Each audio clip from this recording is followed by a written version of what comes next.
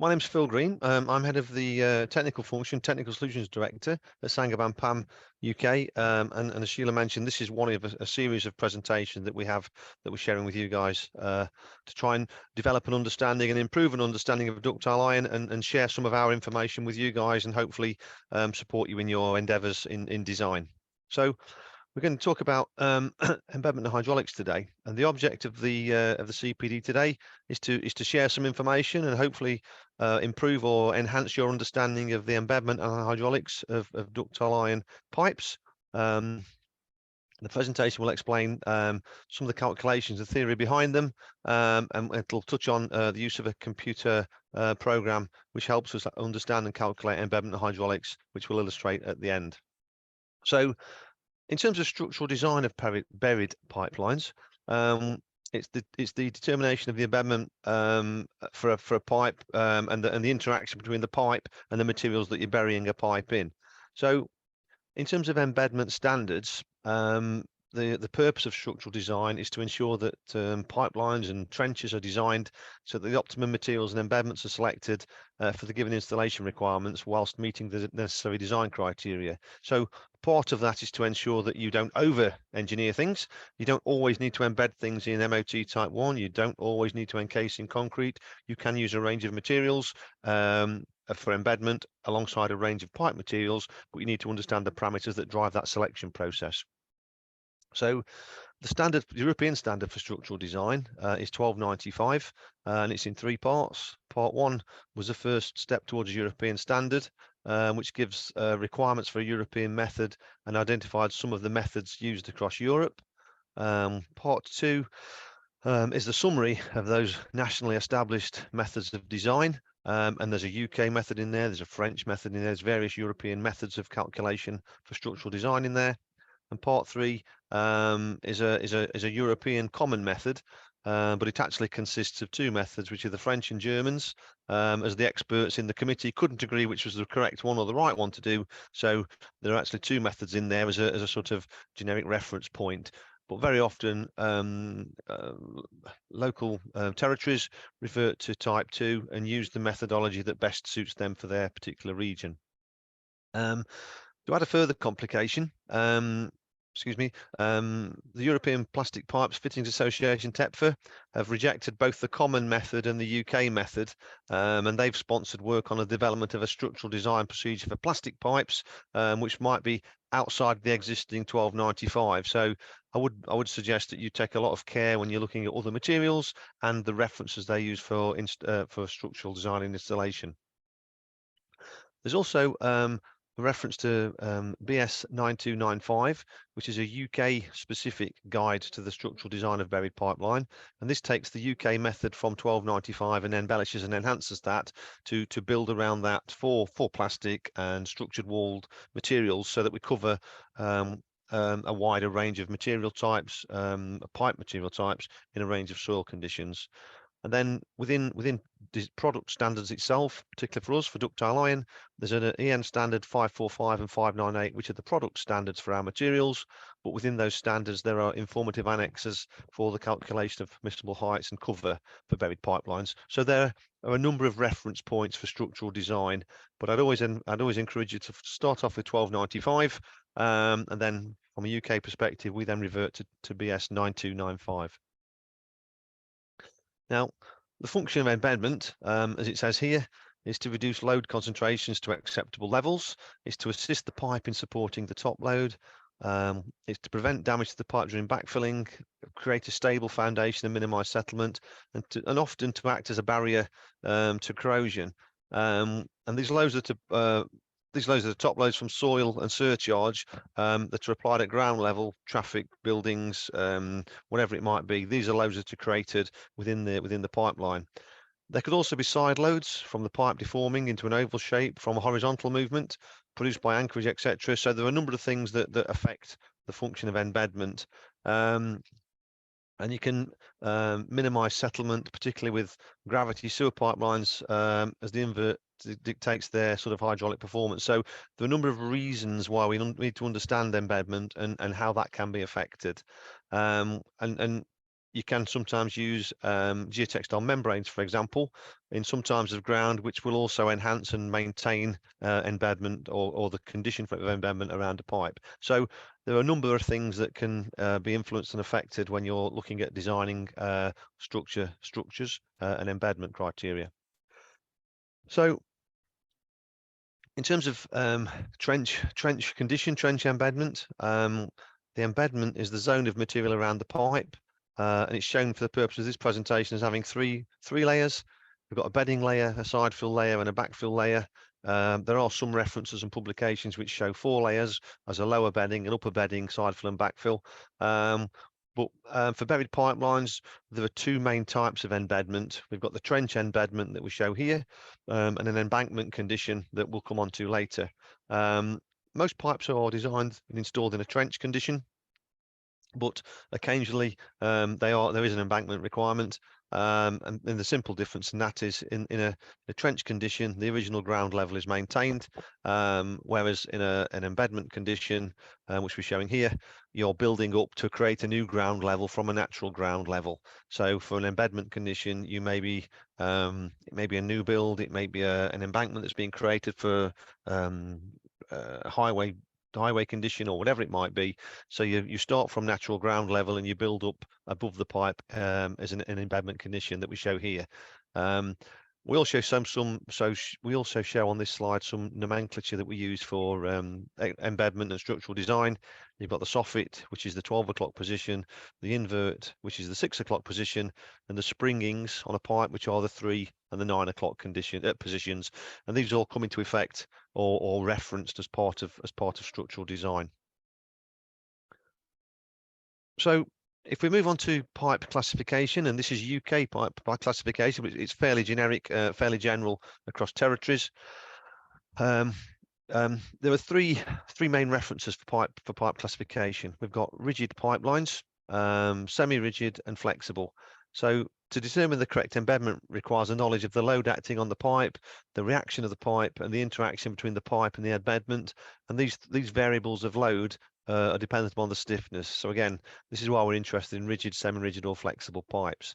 And the behavior of these pipe materials depends upon their inherent response to external loading and their interaction with the surrounding soils. So rigid pipe materials such as concrete, clay, and grey iron have a small deflection on loading, which is too small to deploy any sort of lateral pressure on the earth. So they attract an amplified backfill load upon burial and obtain a reaction from their bedding in response. Semi-rigid pipes, which is where ductile iron sits, are an interesting animal. They exhibit rigid and flexible behavior. So we'll talk about what flexible means in a moment. So flexible materials such as GRP, polyethylenes, PVCs, thin-walled steels, they're classed as flexible. So they deflect outwards into an oval shape in response to loading. So they're able to develop significant lateral earth pressure from their surrounding embedment. So when a pipeline is installed, the ground is disturbed, settlement of this disturbed soil occurs in the pipe trench, even after backfilling. So a rigid pipe is stiffer than the surrounding soil. When consolidated, the backfill consolidation of the backfill takes place in the pipe zone. The soil at the sides tend to settle more than the soil over the pipe.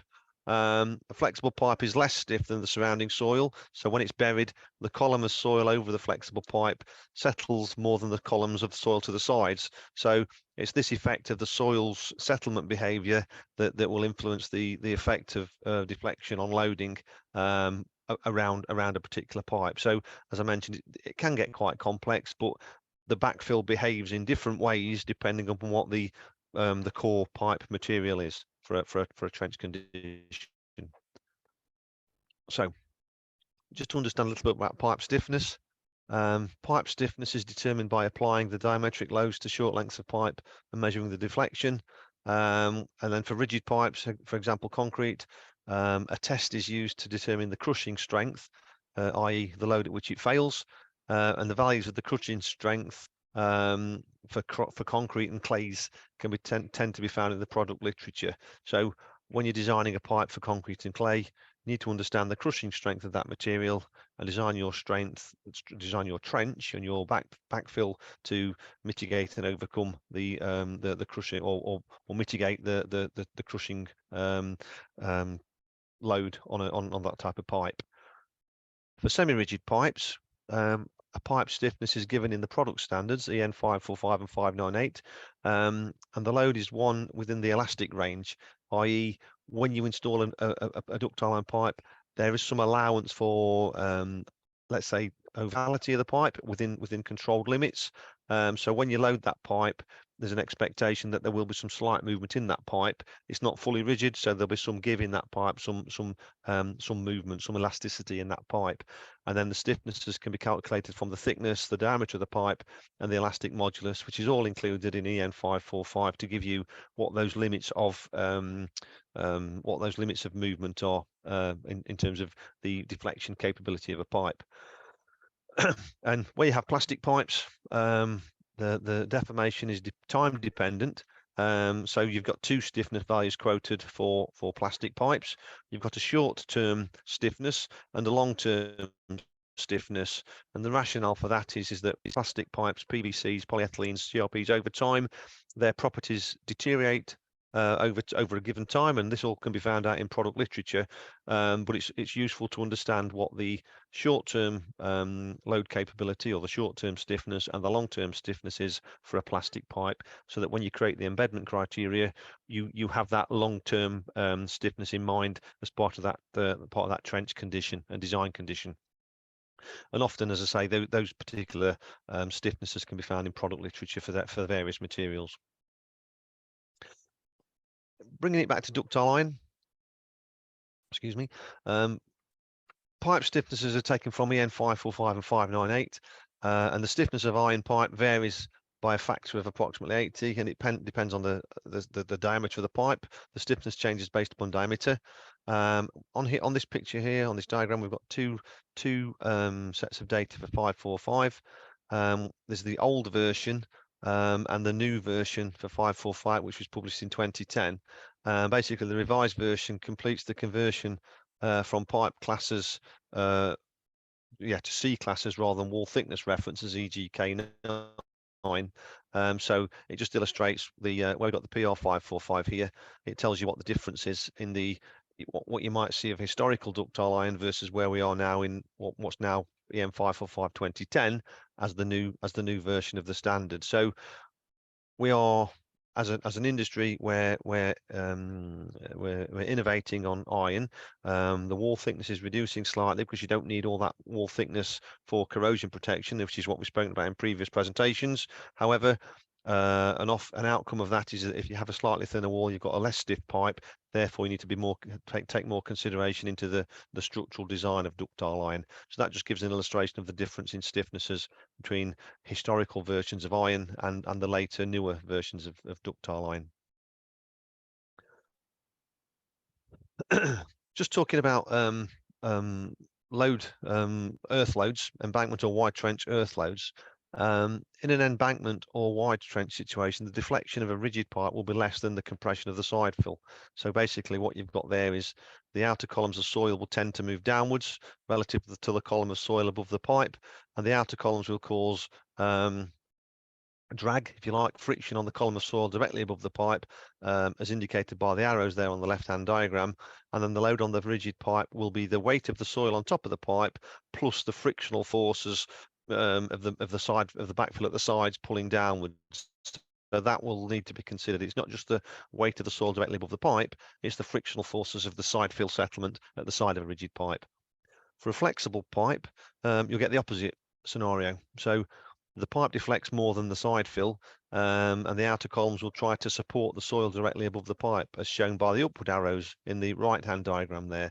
So the outward movement of the springings of a flexible pipe also counters the compression of the side fill. So the load on the flexible pipe will be the weight of the soil directly above the pipe minus the frictional forces on the side of that. So that's the influence of the soil column above the pipe, and how you might have to consider the frictional forces of the backfill in the rest of the trench. trench. So that's a sort of one of the principal significant differences between a rigid pipe and a flexible pipe, and the behavior of the soils at each side of those particular pipes. So when the pipes are installed in a narrow trench, the walls provide frictional support to the soil above the pipe. For a rigid pipe in a narrow trench, the design soil load is taken as the total weight of the soil in the trench above the pipe minus the frictional forces. And for flexible pipe, the geostatic pressure is used. For semi-rigid pipes, it's the relative stiffness of the pipe and the side fill, and it's accounted for in the determination of the earth load. So you have to consider the width of the trench, and that's dependent upon many factors beside the outside diameter of the pipe. You've got the size of the compaction equipment, necessity for man entry into the pipe, into the trench, the size of the digger buckets, etc. So this all, when we talk about the action of side fill and the trench width, there are a number of considerations that need to be made. You can do a practical calculation for the optimum, but then you've got to engineer that into what your equipment on site can make in terms of a trench width and how that's managed. So to determine whether a trench behaves a narrow or a wide condition, the earth load is calculated for each condition, and the lower value is taken for design. So just as an illustration there, we've got an indication of earth loads on a DN600 semi-rigid pipe. So a DN600 ductile iron pipe, the embankment load at 4 meters is 1.6 times that of the geostatic, and a narrow trench load would lie between the geostatic and the embankment load somewhere, value somewhere. So the load for the pipes on piles are 3 times the geostatic at 4 meters. So that's where you've got really weak soil and you need to incorporate pipes on piles. That's an interesting phenomenon actually, because particularly in Ireland, very often when we've had projects in Ireland, we've talked about soil conditions, and traditional soil conditions are clay, sand, gravels, mixture of cohesive granular. Often in Ireland, depending on where the site is, there's poor ground conditions.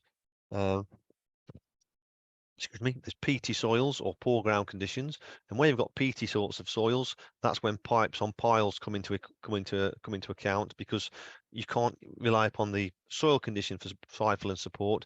So it might be a requirement to design a pipe on saddles or piers, so you can get the pile into the optimum for firm stratum, firm ground below or bedrock below, build up on that and put a saddle on top, so that around the pipe you might have weak ground or peaty ground, so you're not reliant upon that for your backfill. So as I say, it's useful to reference that, because if you're talking about, as I say, traditional soil loads and embankment conditions, you've got what we call a low earth load, but when you've got pipes on piles, you get a significant effect of earth load on those particular conditions. So basically, a pile is an exaggerated embankment condition. It's not just the compression of the side fill that initiates drag on the soil, but also the compression of the ground between the pile cap and the firm bedrock below. So if the very high loads have not been taken into account, there's a risk that actually the saddle that you put the pipe on could puncture the pipe. So it's really important to understand how many saddles you might need in these particular conditions. We've also got surcharge loads, traffic loads, or surface loads on pipelines when we're doing structural design, embedment design. As it suggests there, these are generally traffic loads, and wheel pressures reduced with depth. And when the pipe is near the surface, the worst condition will be directly below the wheel, whereas at greater depths it can be between the wheels because of the superimposition of the wheel pressures. So again, traffic loads are really important to consider, and often pipes in rural areas, this phenomenon might often be forgotten, that it's a pipe in a field, we don't have to consider traffic loads, but then you might have site excavation material equipment, you might have agricultural equipment, tractors, trailers, whatever it might be, coming over the top of the pipes. It's just worth considering the effects of those on a pipeline, as well as just the surcharge load from the soil. Excuse me. In terms of traffic loads, and again from a UK perspective, the traffic loads in the UK are in the UK method of calculation are independent of the pipe material and include an impact factor applied to static wheeled loads. So main road values are based on an 8-wheel configuration, and that's basically a configuration of 8 times 112.5 kilonewtons as a wheel load. And other classes are based on 2 wheels, which is 2 times 105 kilonewtons and 2 times 60 kilonewtons. UK calculation also includes railway and construction vehicle loadings. And as I said, construction loads, vehicle loads can be very high during the construction phase because the depths of cover might not be at their optimum. They might be slightly shallower than the finished condition. So again, when you're looking at that, it's worth considering if you've got any construction traffic in and around the trench to understand and allocate installation embedment conditions that meet that requirement, not just the finished condition of a project. And one way to mitigate that on a site is to put spreader plates, for example, as temporary conditions on a site. So you've got crossing points with spreader plates, so you're not directly adding that load to the pipe and the embedment condition. So in terms of design loads, basically, this is the addition of the earth load and the traffic load on an installed condition, and this addition produces the curves that we can see there with a minimum, and this minimum usually occurs within the range of 1.5 to 2.5 depth of cover, as you can see on the graph there.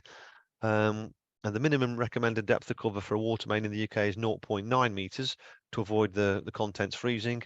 And for sewers laid in highways, the minimum recommendation is 1.5, and fields it's 0.9. So the majority of pipelines will follow the land contour. So often we'll be working in the 1 meter depth of cover section where you get a slightly higher combined earth load than you would at the optimum condition between 1.5 and 2.5 meters. But again, it's just worth understanding that because you can then offset the costs of digging a slightly deeper trench versus the requirement to put better embedment in at a shallower depth. So again, in terms of design decisions and optioneering, cost optioneering, at least you can make those considerations and understand what's the best outcome for design and financial outcomes. So we'll talk a little bit about the reaction of embedment to design load. And as I mentioned earlier, in a rigid pipe, it's a fairly if you like, a fairly static and uniform load. And the top load is assumed to be applied uniformly across the diameter of a pipe. And for a rigid pipe, this load is transferred directly to the bed over a small width of the pipe, producing quite a load concentration in that particular area. And the main function of the embedment in this case is to increase the, if you like, the width of the bed reaction to mitigate that load, so you don't go over you don't exceed the crushing strength of that particular pipe. For a flexible pipe, the invert load concentration is much less than that for a rigid pipe. In addition, you get outward movement at the springings of a flexible pipe at the 3 o'clock and 9 o'clock position, which produces a passive reaction from the side fill. So this passive reaction also assists the pipe in supporting the top load. So you get a more, if you like, a more rounded view of a more rounded reaction, let's say, to the load condition of that particular pipe.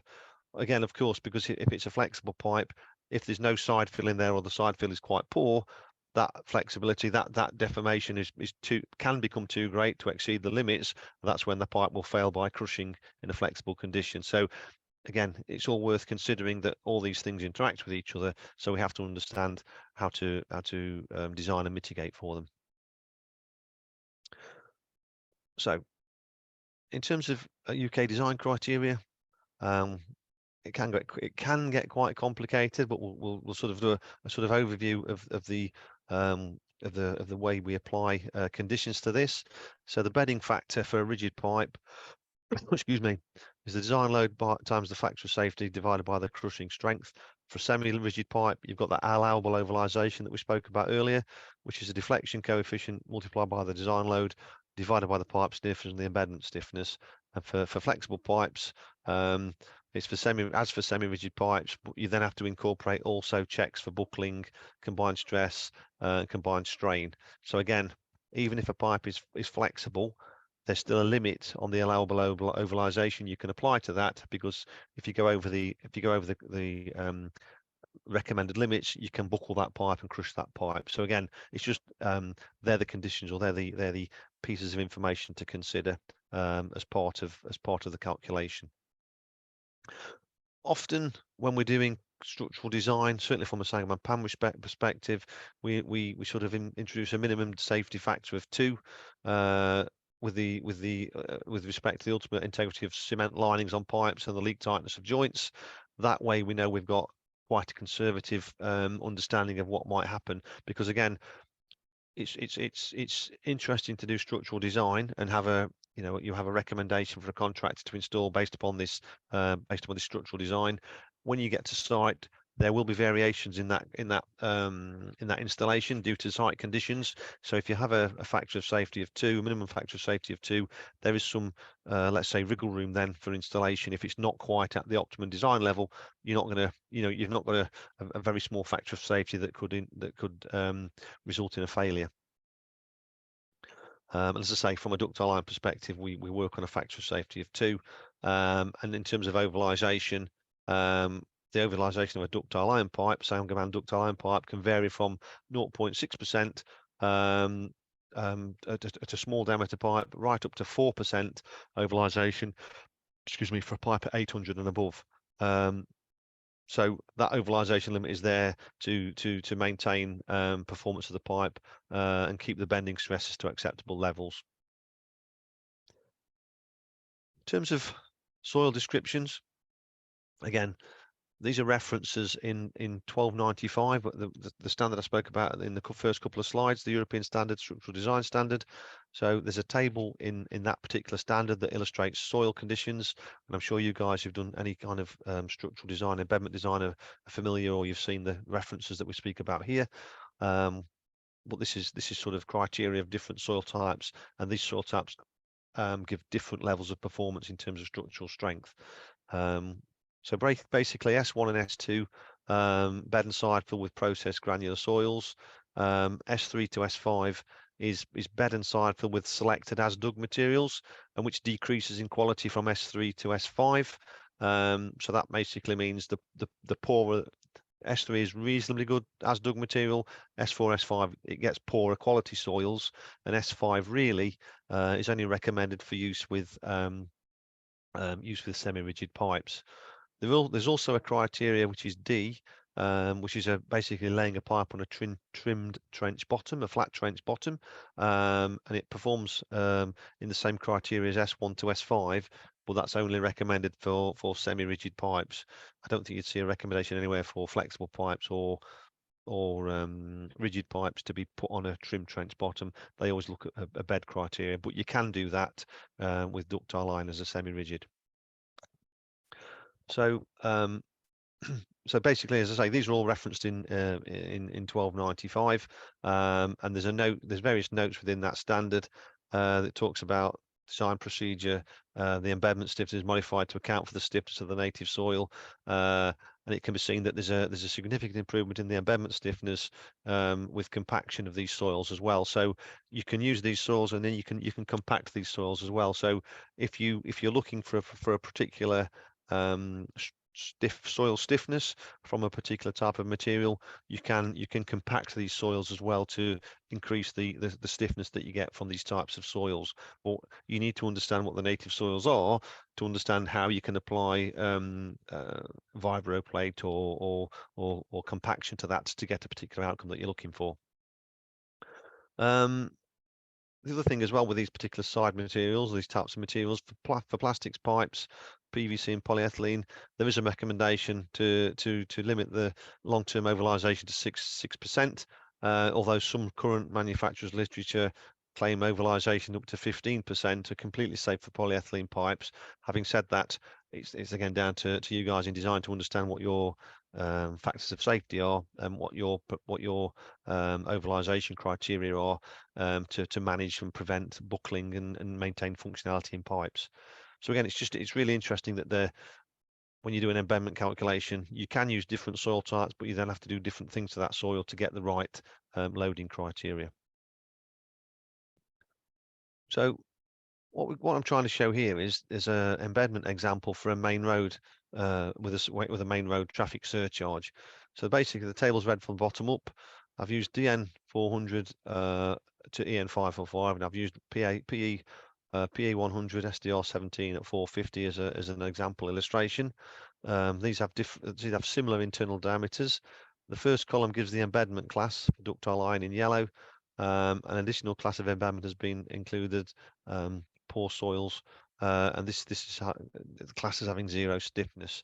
And if a pipe can be laid in this soil group, then it means it can withstand top load without any assistance from the side fill.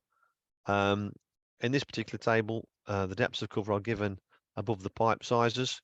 So we've got we've got 1, 2, 3, 4 meter depths of cover at a pipe size at 450 and 400 and 450 DI.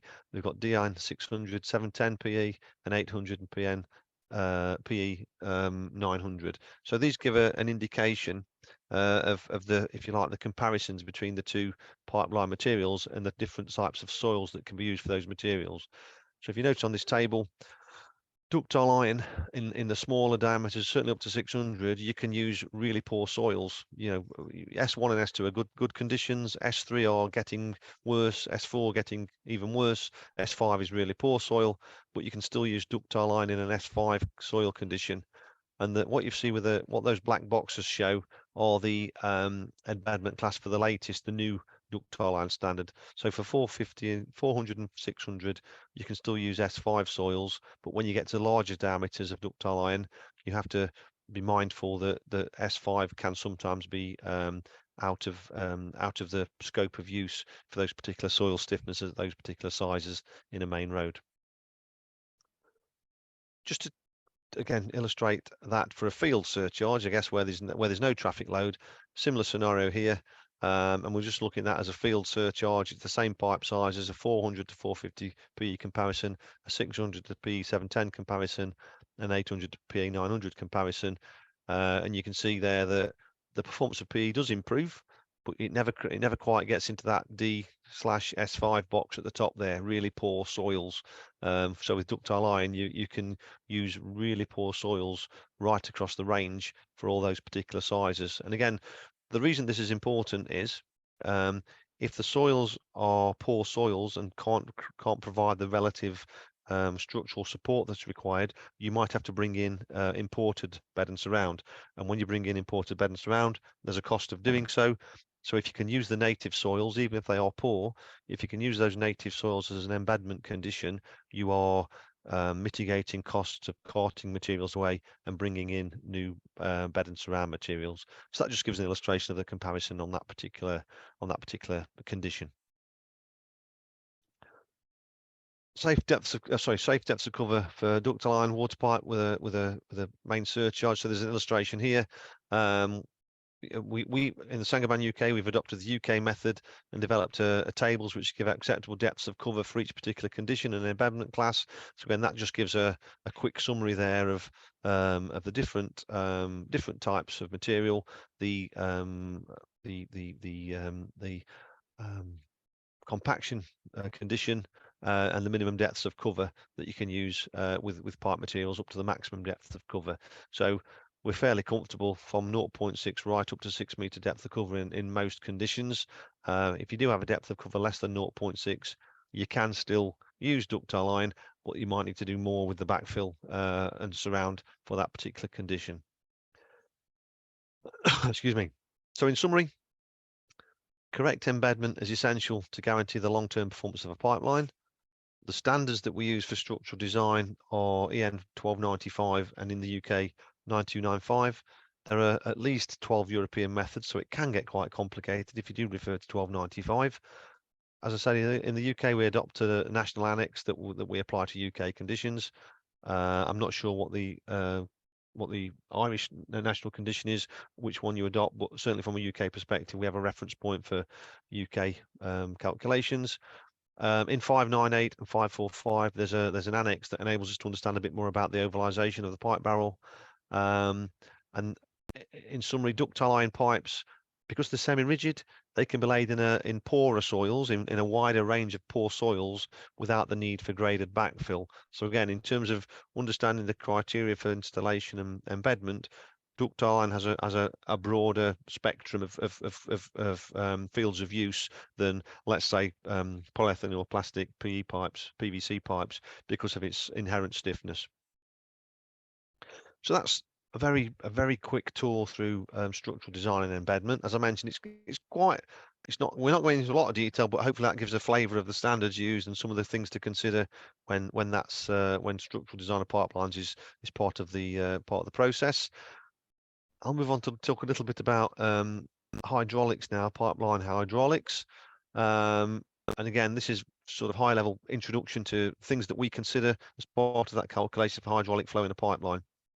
So in terms of the flow of a fluid through a pipe, it's resisted by the viscous shear stresses within the liquid and the turbulence that occurs along the internal walls of the pipe, created by the roughness of the pipe material. Basically, that resistance is known as pipe friction, and it's usually measured in feet or meters head of the fluid, and the term head loss is used to express the resistance to flow of a pipe material. So often we'll talk about hydraulic design of a pipeline, and you might talk about head loss, and that's basically what we're talking about there. It's the interaction between the liquid and the wall of the pipe, and the frictional resistance between the two, which gives you the head loss in a pipeline. So many factors affect the head loss in pipes. It's the viscosity of the fluid being handled.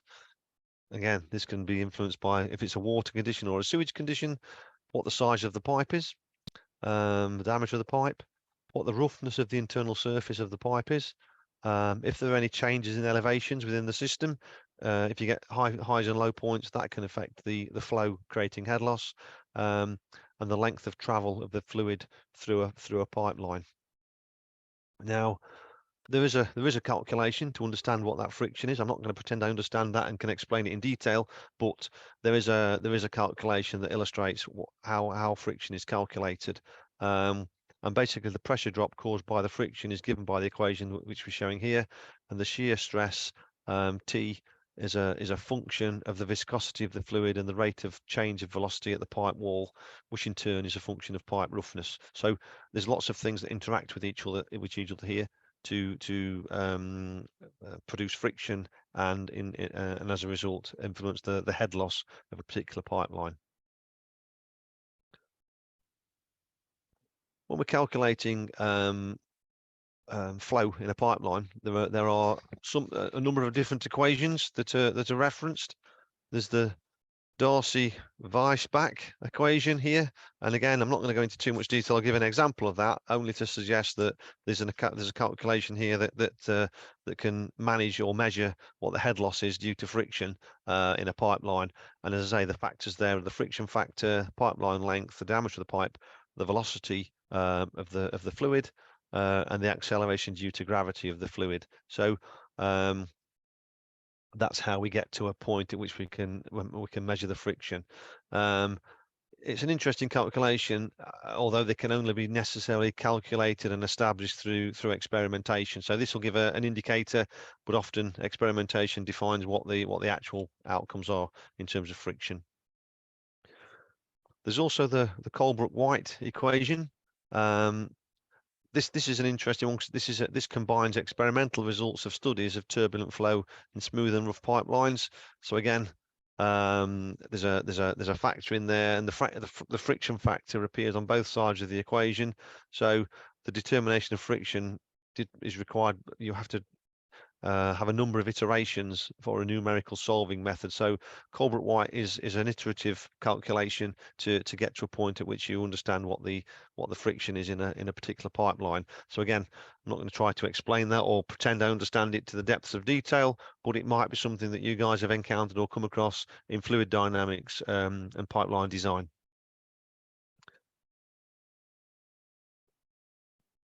What we've also got, and this is quite a complicated chart here, this is basically what we call the Moody chart to understand friction factors in fully developed flow for circular tubes. So basically friction factors of different materials that are used for pipes in simple terms. And the known values are the relative roughness shown in the right hand vertical axis, and the Reynolds number of the fluid on the x-axis, and then the friction factor for use in the Darcy equation is read off from the left hand axis. So once again, the chart can be read in an iterative manner, and if it's used to calculate the flow rate or a pipe diameter. But again, it's worth referencing this because these fundamental parameters don't change. It's just what a lot of these calculations are based on, and some of the information that's derived from experimentation and calculation that have created this this chart for friction factor. So Colebrook-White equation also can be used in terms of velocity, and again, calculation there to understand what the velocity of the fluid in the pipeline is. We need to understand what the gravitational acceleration is, what the internal diameter of the pipe is, what the hydraulic gradient is, what the KS is, what the KS value is, and that's the effective roughness value of a pipe, and what the kinematic viscosity of the fluid is in that pipeline. So things we can influence as a supplier. We know what the KS, what the effective roughness is of our products that we supply. So for a cement line pipe, for a water system, the KS value is 0.03, for example. So that will be used in this calculation to give you that value that then uses other inputs to develop the outcome. So from a Saint-Gobain, for a pipelines provider's perspective, plastic pipes maybe have smoother bores. Ductile pipes have cement linings, which can be rough, can be rougher than concrete, rougher than plastics, and sewer systems have a slightly rougher cement than clean water systems. So it's always important to understand what that effective roughness value is on the inside of a pipe to ensure that you can calculate the velocity effectively and correctly. There's also the Colebrook-White calculation in terms of discharge, and again, you need the internal diameter of the pipe and the velocity of the fluid in the pipe, where you get the discharge in terms of liters per second. So that one is quite straightforward and simple. I could probably understand that myself compared to the other ones, but it gives an illustration of how Colebrook-White equation is used to determine various elements in a pipeline flow. So again, part of the calculation for velocities and discharge is understanding what the internal roughness of a pipe is, and as I mentioned earlier, we can provide that from our pipe perspective, and other suppliers can give you the internal roughness factors for their materials as well, so you can get hold of that information through reference to manufacturers' literature. We can also try to understand or try to develop an understanding of hydraulics for partly full pipes. This tends to be for sewer systems where you've got part full pipes, or it might be a gravity pipeline, for example, that's intermittently run. But in simple terms, the hydraulic flow through of a part full pipe is calculated very much the same way, except the hydraulic radius is used in place of the actual radius. You can note the frictional resistance increases with wetted perimeter, but the volume flow increases with the cross-sectional flow across the area A. So it's interesting that the maximum velocity and flow rate occur before the pipe is completely full. So when you're calculating flow in a part full pipe, actually the optimum solution doesn't occur at 100% capacity. It might occur slightly less than that, and this graph illustrates that. So when you've got that pipe, as you're filling that pipe, your velocity increases. You get to a point at which you get to peak velocity, which is about 80 to 85% of its proportional height. And similarly with flow rate, you get sort of 85-90% of its proportional height is where you get your optimum flow rate. When you actually get to 100% height, or 100% proportional height, you do see a slight drop off in velocity and flow rate. So again, there's an optimum, if you like, volume of pipe that you're using as a proportional full pipe to get the optimum velocity and the optimum flow. That's not always considered, but it's worth recognizing and understanding that when you're doing these calculations. Other things that affect hydraulic flow and velocity in pipelines are fittings. When you incorporate fittings into a pipeline, you also increase head loss. Basically, the head loss associated with the fitting is usually expressed in terms of the equivalent length of a standard pipe.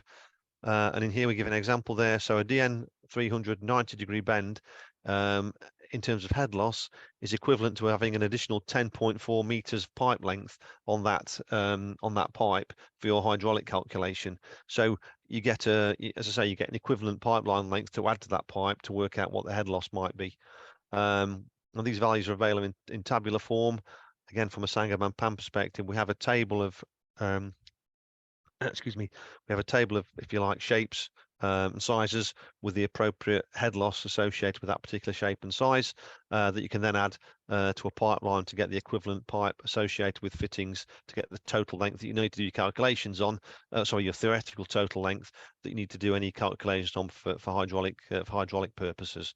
So there is a consideration to be made in terms of a pipe that's got lots of bends and twists on it. When you're doing your hydraulic calculations, your hydraulic variations, or your hydraulic flows, you'll have to add those head losses on to get your total theoretical length, to get your full hydraulic gradient and velocities through the pipe. I hope that makes sense. I'm sure I can share that table with you if people are interested in it. So, in summary, excuse me, the flow of water in a pipe is governed by the pipe friction, which is expressed as head loss. There are various equations that exist to calculate the flow and head loss for both full and part full pipes. These equations are based upon empirical friction factors or roughness factors. So there's data that supports this particular calculation terms. Pipe fittings are assessed in terms of equivalent lengths of pipe. And there are some software packages that exist to help solve these equations, because some of these equations can be quite complex. And there are internet downloads you can have now where you've got software packages to help solve equations for hydraulic flow, velocity, etc., head loss, etc. So that was a very, as I said, a very high level flick through some of the conditions we've spoken about, some of the parameters we're speaking about for embedment and hydraulics. It wasn't intended to be an in-depth lecture. It was more to give you a flavour of some of the parameters that are required to be considered as part of that journey to calculation.